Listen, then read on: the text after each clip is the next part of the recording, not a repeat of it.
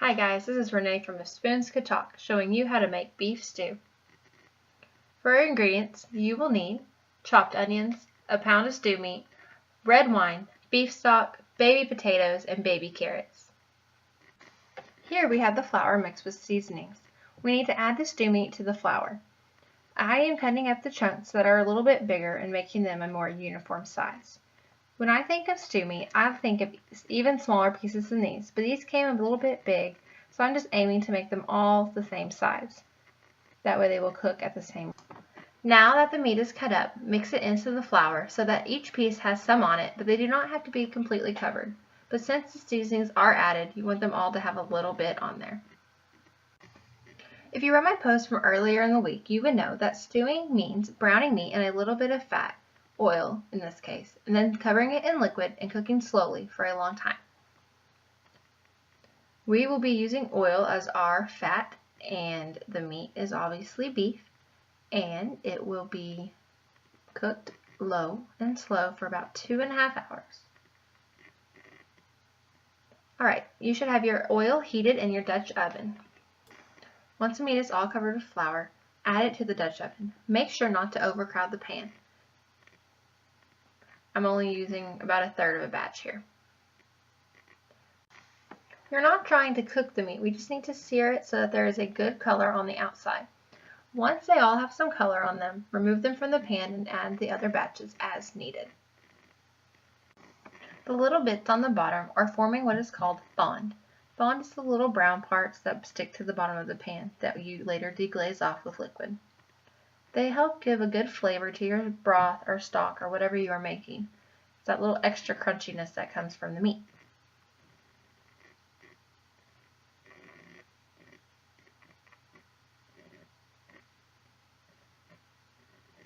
When it is done browning, remove it from the pan and place in a bowl and set aside. Once the meat is all out, add the garlic and onions. If you need to, you can add a little bit more oil.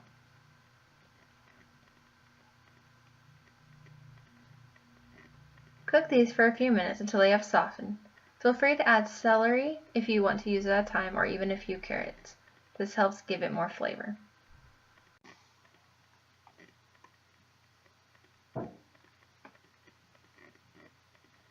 Make sure you stir them around enough to keep them from sticking to the bottom and blackening. If there's too much stuff on the bottom, then you can scrape it off so that there's a little bit more surface area directly on the bottom of the pan to cook the onions on and garlic. If you're looking to just get them to soften and release some of their flavor,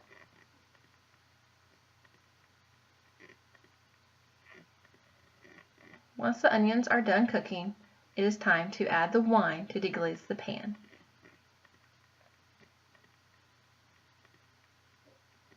Take 2 cups of wine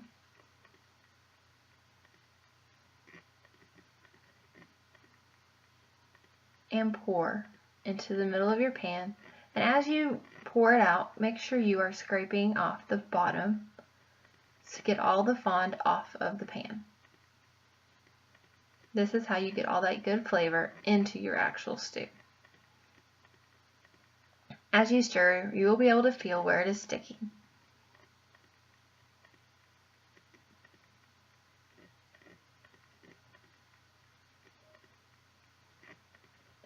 Once you get everything off the bottom, it'll be time to add your beef broth.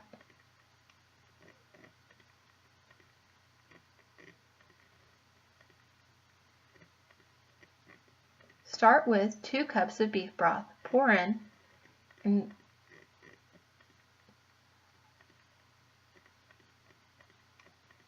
now add your meat back in. The whole point of the stew is to have all your meat covered and veggies covered by the liquid. So once you get all your meat in, if you do not have enough liquid, add in some more. You can see that you can still see my meat pretty well and it's sticking above the top. So I added another cup of stock. And this time I decided to add a little bit of balsamic vinegar based on a few recipes that I saw using it. I did about 1.5 teaspoons just to see what would happen.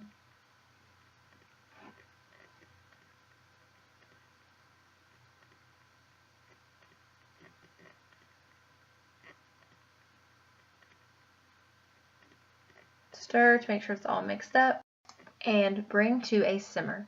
To simmer means that there are bubbles barely breaking the surface, and it is about 125 degrees Fahrenheit. Here you can see a simmer. There are bubbles slowly breaking the top of the liquid, not exploding and not super rapid. You can see how they're evenly spread out and just barely breaking the surface. Once you have reached this point, it'll be time to add your lid and continue cooking on low for about 2 hours, stirring occasionally.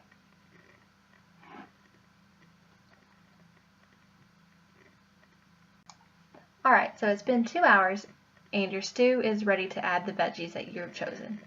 I have potatoes that I'm cutting in half to make them into smaller pieces. Now if you're following THM, you don't need that many. Here are carrots as well, and they're about 2 cups. Drop them into your still simmering stew.